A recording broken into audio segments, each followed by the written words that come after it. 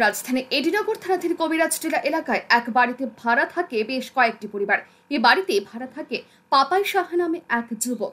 সে যখন যে কাজ পায় সেই কাজ করে, পাশাপাশি তার ঘরে মাঝে মধ্যে দামি দামি জিনিসপত্র নিয়ে আসতো সে।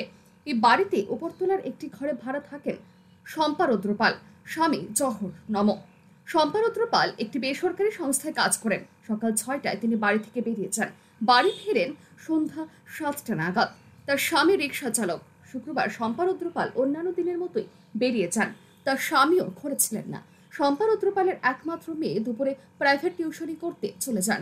অভিযোগ, এই সময় ফাঁকা ঘর পেয়ে তালা খুলে ঘরে প্রবেশ করে পাপাই সাহা সে শম্পা রুদ্রপালের ঘরে রাখা প্রায় 13 আনি স্বর্ণালঙ্কার সহ নগদ 60,000 টাকা নিয়ে যায়।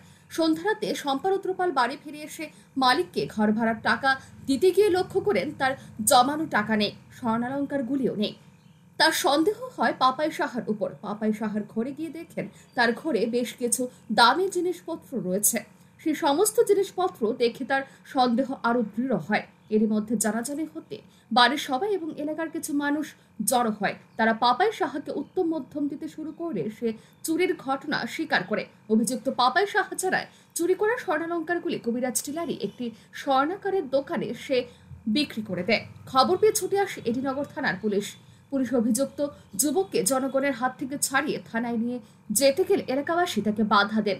শুরু হয় এলাকাবাসীর সাথে পুলিশের বাগযুদ্ধ। যখন মানে ধরা খাইছে যে জিনিস পাই না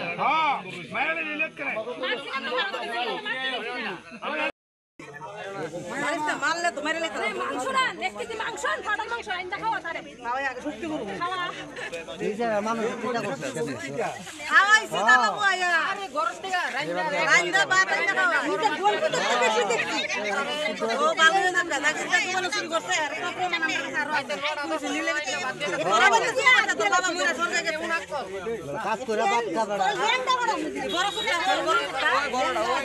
এটা করছে আর করতে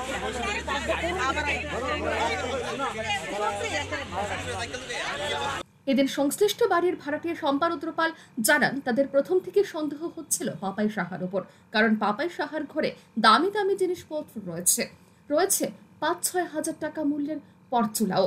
পরে পাপাই সাহাকে চেপে ধরতে সে চুরির ঘটনা স্বীকার করে। টাকা চুরি করে নিয়ে গেছে ওই তো আমরা বাড়িতে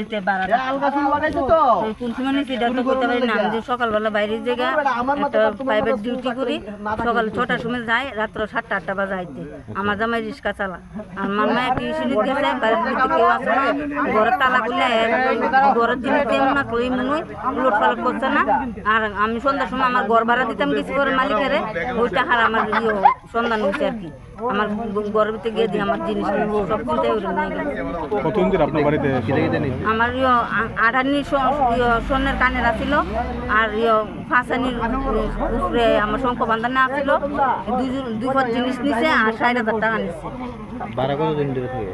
ভাড়াতে থাকতেছে বছর কানেক কাছাই যাব। এই যে সময় দিতে পাই তো রিস্ক আছে। নাম কি তার? নাম পাপাই।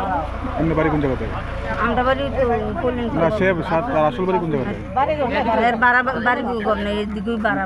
সে যে চুরি করছে কিভাবে বুঝছেন? সে চুরি করছে যে আমরা এর ঘরের ভিতরে দামি দামি জিনিস পাইছি, চুল লাগাই আনছে 6,000-7,000 টাকা দিয়া। এরপরে আমার ডাউট হয়েছে, অনেক জিনিস আনছে, ঘরের ভিতরে গিটার আনছে।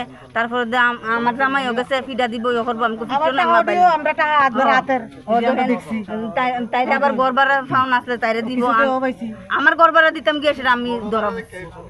আপনার কি ভাড়া থাকে? হ্যাঁ, আমিও ভাড়া থাকি একসঙ্গে, মানে এও ভাড়া থাকি আমিও ভাড়া থাকি। আমি উপরতলা থাকি, নিচতলা থাকি। এখন কি সে স্বীকার করছে? হ্যাঁ, স্বীকার করছে। পুলিশ হ্যাঁ এখন চাইতেছি আমি সুস্থ বিচার চাই। আমার জিনিস টাকা আমি না দিলাম ওটা ছাড়তাম, আমি পুলিশও নিতে দিতাম। আমার এটাই দাবি। আমার নাম শম্পা রুদ্রপাল। হ্যাঁ, জায়গার নাম কবিরাজটিলা, স্বামীর নাম জহর নম। এই ঘটনা প্রসঙ্গে এডিনগর থানার পুলিশ আধিকারিক জানান অভিযুক্ত চুরির ঘটনা স্বীকার করেছে, কিন্তু অভিযুক্তকে এলাকাবাসীরা থানায় নিয়ে যেতে দিচ্ছেন না। এমনটা হতে পারে না। তিনি আরো জানান বিষয়টি যেহেতু একটি আইনি প্রক্রিয়া, তাই তাকে থানায় নিয়ে যাওয়া হচ্ছে। এলাকাবাসীরাও থানায় গিয়ে অভিযোগ জানাতে পারেন। দেখছি একজন লোক নামও জানি না, আমি আইসি ভিড়ের মধ্যে কারো নাম টাম লিখিতাম কথা পাচ্ছি না। এখানে বলে কোন হ্যাঁ বলে একজন বাড়ির ভাড়া থাকে এই বাড়িতে ভাড়া থাকে। এই বাড়ির মালিকের বলে কি স্বর্ণ কানের হাতের আর কি কানে চুরি করছে আর 60,000 টাকা চুরি করছে। চুরি করে নিয়ে ওই স্বর্ণকার দোকান আছে এদিকে একটা, ওই দোকানের কাছে বিক্রি করছে। তো ওই স্বর্ণকারের দোকানের মালিকের লোক কথা বললাম, ফোন তুলে না, রিসিভ করে না। প্রথম তুলছে আমাদের যে বিট মোবাইল আছিল, বিট মোবাইলে ফাটিল কথা কইছে স্বর্ণ আমার কাছে আছে। এর দূরে আর এখানে মহিলারা কইতাছে ওই যার কাছে বিক্রি করছে হ্যাঁ এখানে আইতো। তো আমরা কইছি এটা কেমনে, আমরা চলেন থানার গিয়ে আপনারা কথাবার্তা কোন, যেহেতু সে শিকার গেছে তো সব কিছু জিনিস পাওয়া যাবে। এখন কি আসামি নিয়ে যাচ্ছেন? আমার সঙ্গে থানা নিয়ে লোক লইছি, উমেন লইছি, তারা নিয়ে আমার থানা নিয়ে যাচ্ছি। থানার থেকে আমরা বড়বাবু আছে, সেকেন্ড স্যার আছে, সবাই আছে, তাহলে কথা কই আবার যাবো আর কি বাড়ি। পুলিশের সাথে দীর্ঘক্ষণে বাকযুদ্ধের পর এলাকাবাসী অভিযুক্তকে পুলিশের হাতে তুলে দেন। পুলিশ অভিযুক্ত পাপাই সাহাকে থানায় নিয়ে যান। এই ঘটনাকে কেন্দ্র করে শুক্রবার সন্ধ্যা রাতে কবিরাজটিলা এলাকায় উত্তেজনা ছড়ায়। রিপোর্ট আর নিউজ।